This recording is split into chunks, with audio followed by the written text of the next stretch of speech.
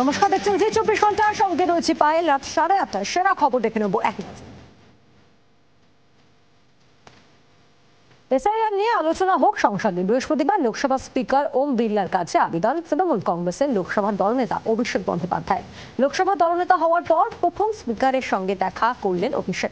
BJP এই আলোচনা করতে চাইছে না বলেও অভিযোগ অভিষেকের। স্পিকারকে বিষয়টি নিয়ে কেন্দ্রের শাসক দলের সঙ্গে কথা বলার আর্জিও জানিয়েছেন তৃণমূলের সেক্রেটারি কামাল।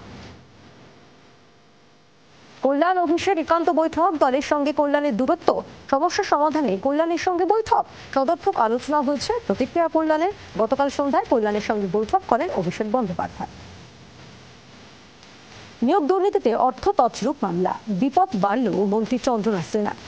প্রসিকিউশনের অনুমতি দিলেন রাজ্যপাল। চন্দ্রনাথের বিরুদ্ধে প্রাথমিক নিয়োগ কেলেঙ্কারি মামলায় পদক্ষেপের অনুমতি রাজ্যপাল সিভি আনন্দ বোসার।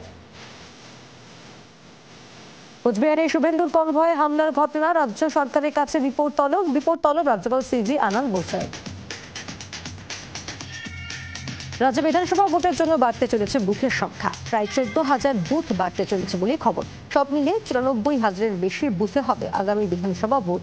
নির্বাচন কমিশনের সূত্রে খবর, ইতিমধ্যে এই বর্ধিত বুথের সংখ্যা পাঠানো হয়েছে রাজ্যের স্বীকৃত রাজনৈতিক দলগুলির কাছে।